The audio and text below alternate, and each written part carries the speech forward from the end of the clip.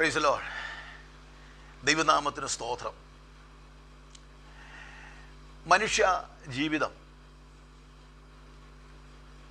വ്യത്യസ്തമായ വിഷയങ്ങളിൽ കൂടി, പ്രശ്നങ്ങളിൽ കൂടി കടന്നു പോകുന്നതാണ്. ശാരീരികമായ വ്യതകളും ജീവിത ക്ലേശങ്ങളും മാനസികമായ ഭാരങ്ങളാലും മനുഷ്യജീവിതത്തെ തളർത്തിക്കളയും.